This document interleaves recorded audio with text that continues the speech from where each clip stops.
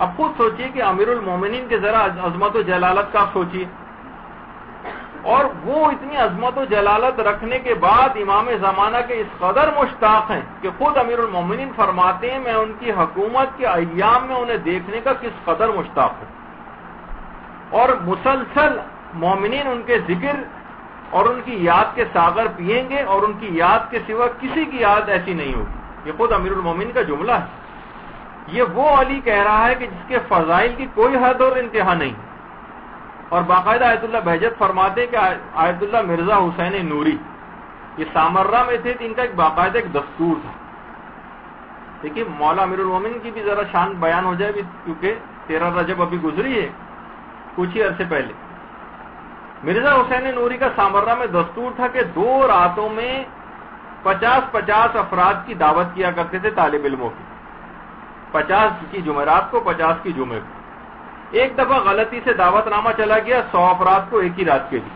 بڑا سخت پریشان، اب منع بھی نہیں کروا سکتے، تو بہت پریشان ہوئے، اور پریشان ہونے کے بعد مرزا حسین نوری اس زمانے کے ایک بہت بڑے عالم اور فقیہ آخوند ملا فتح علی سلطان آبادی کے پاس گئے۔ آخوند ملا فتح علی سلطان آبادی ان کو سارا واقعہ سنایا کہ 50 لوگوں کا انتظام ہے، 100 لوگوں کو دعوت نامے چلے گئے۔ آخوند ملا فتح علی سلطان آبادی نے کہا کہ پریشان ہونے کی کوئی ضرورت نہیں، میرے آنے تک دیگ میں کچھ ڈالنا نہیں۔ بہرحال جب وقت آیا پکانے کا، ان کو بلایا گیا، فتح علی سلطان آبادی وہاں گئے، ایک کپڑا منگوا کے دیگ کے اوپر رکھا،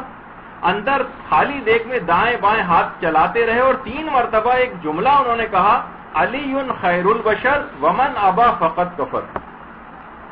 علی مناقب امیر المومنین جلد 2 میں بھی اور بحر الانوار کی 26ویں جلد میں بھی ہے، علی بہترین انسان ہے، اور جو اس کا اعتقاد نہ رکھے وہ قطعاً کافر۔ اس کے بعد سامان سارا اٹھایا اور دیگ میں ڈالا، اور اس کے بعد جب کھانا پک کر تیار ہوا 100 افراد پیٹ بھر کر کھانا کھا کے گئے، تب بھی کھانے میں کوئی کمی واقع نہیں ہوئی۔